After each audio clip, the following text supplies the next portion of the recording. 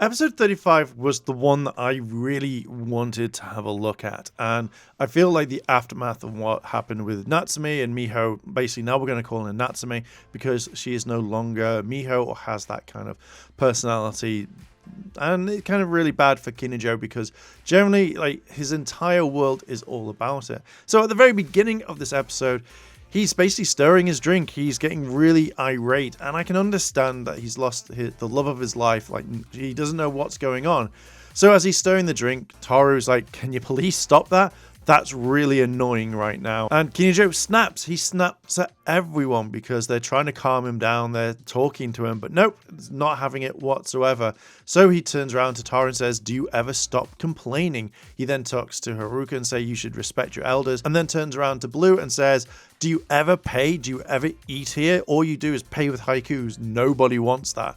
And then realizes what he's done, realizes that he's under a lot of stress, and just kind of just disappears. Like, he runs out and says like, "Yeah, I'm sorry, see you later." It took me a while to kind of figure out who the cop was, and I didn't realize it was Aruka's aunt, who literally thinks that Inazuma is really cute and wants to kind of, I don't date him, but just like knows that he's a good guy. She does kind of bring up the whole thing of like, oh, you know, normally they're good or bad, but he's good looking, so I know that he's a good guy. And I was like, that's some really weird intuition right there, but you're right, he is a good guy. So when they're kind of interrogating him, they talk about everything going on, what happened in the past, and this is when Inazuma turns around and says, "No, yeah, this is what happened, like, you know, she was taken, and, you know, now that she Natsumi is at home." And they're like, "Oh, okay." This is when it cuts to Kinjo. He's actually walking home going like, "Miho, Miho." He sees Miho, calls her out multiple times. Now this is the one thing I didn't really get, because obviously he's shouting at her and he's literally next to her, so why didn't she just look back down and go, "Sorry, that's not me"? But this is I think the kind of the karma of the episode, where Kinijo is like stopping her, trying to like force her, trying to like shake her to do whatever to try and recognize that, you know, obviously that they're married, but she doesn't know him, and she's like, "What the hell? Get away from me." And it starts this whole thing of like, she tries to get away, and obviously a police officer is there and stops them and literally just goes, "No, you know what? You're not going anywhere near her." He keeps shouting out for Miho, and then he's arrested and put in the same kind of jail cell as Inazuma. And that, to me, kind of shows like, oh, why would you do that? Why would you put them in the same one? Why don't you put them in separate ones? And it feels like for a moment that they become friends again, like they're being friendly. You know, it's the bounty on his head, which I think is at like 1 million yen or something like that. And Kinijo is like, "Oh, I didn't do this for the money. The fact is that you took Miho, and I don't like that." And he's like, "Look, Miho doesn't exist. Her name is Natsume. And what are you going to do with the money? Are you going to keep it?" And he's like, "It wasn't all about the money, so maybe I should split it with you." And he's like, "Keep it. Do what you want with it. I don't care." And therefore, he's like, "No, that's kind of, wait a minute. Turns around and just literally just says, "You're trying to bribe me. You're trying to pay me off so you can have Miho. That's not how it works." And they just start arguing and fighting and going like, what the actual fuck?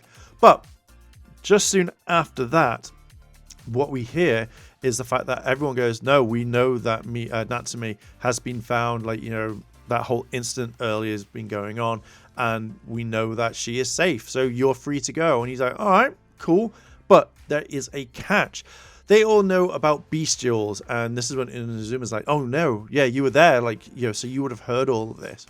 So we get some of the bestial information that people come back looking exactly like people, but they're not. They have something different about them, and they're not the same anymore. And this kind of sparks kind of a thing of like, "Hey, could you help us? Could you keep an eye on Natsume so that she doesn't do this, and then tell us?" And Inazuma's like, "Yeah, all right, and I have nothing to lose, and it gets you off my back." And they're like, yeah, it's cool. So if you do this, all your kind of like is it fraudulent, or your basically all your crime is going to go, and you're not going to be charged. He's like, might as well. In the last episode, or my last review of this in this video, or if you're watching it separately, I mentioned that Rumi is going to come over to see Tari, and basically you'll see the two different forms and the kind of like this how he fuses together to make one person. But this is where we find that Tari is sick, and thus therefore he needs to be healed, and she's there to kind of help. And it's kind of nice because she's like, oh my god, this is amazing. Then she sees Tari and then's like, nope, I've got to kind of make sure that you're fine, that you are kind of healed and looking after each other and stuff like that. And I thought that was a nice scene. I still kind of believe that she's going to fuse them both because we saw it in the kind of the preview of the feral version of Tari. So yeah, that's going to happen very, very soon. And I think that's going to be the most interesting part, to see the fusion of the two to make a brand new warrior and probably brand new load of gears and stuff like that, even though that maybe this should have been at the very beginning rather than near the end of the season. The monster of the day, I don't know which season he's from because I don't recognize the logo, but he is running amok because he can't figure out some stuff. He can't figure out youth and all that sort of stuff, and that's literally going around. So it looked like it was a math magician, that's a lot. I can't say it. Someone who's into maths, let me know down below in the comments if you know what it is. But this is the entire fight for the monster. He's able to slow down time. He's able to do that whole thing that you see in anime where they're so happy about something, everything becomes slow motion. And this is when we get one of the most interesting fights that we've seen for a little bit of time, where Don Momotaro can actually transform into his Phoenix mode, but also use other gears, which I didn't think we would actually see. But from the image that I actually really liked last week, or the last time, we see that he turns into Torcuja and is able to kind of use the ability and just go for this kind of attack, which again wasn't a bad fight. I wish it was a little bit longer, and I do wish that when he was using his ultimate attack, it was basically combined with the whole thing with Torcuja. Would have been kind of really cool to kind of see. But they get a massive Megazord fight, they win, and that is particularly it. Now, I've left out one big part of this. This is when Natsume as well as Inazuma actually kind of meet up together. They're very happy, and Inazuma asks her to marry her. And you kind of saw this coming, but we see Sone and Sonai, I think that's how you say their names, actually watch what's going on. And Sone actually says a really interesting thing and says, like, you know, he's going to get hurt. He's going to have to shed the blood of a loved one. And I was like, oh darn, that's going to be a massive fight at the very end, which could mean either, if the bestials were right in one of the previous episodes, saying that if you kill the actual bestial itself, then the host dies. So I hope that we don't actually see that, and Natsume and the others get away scot-free.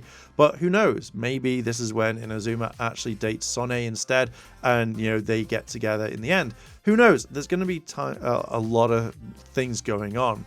But after the main Megazord fight, now we've jumped into the future. What happens is Inazuma actually sees Natsume feeding on an Entoi, an Entoie. I have no idea how you say it. It's been a long day. But either way, he sees her feeding on this, and as soon as she sees him, she stops, runs away.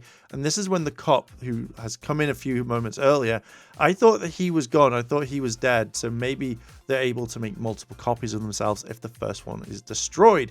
So Inazuma morphs. He goes straight into the dimension.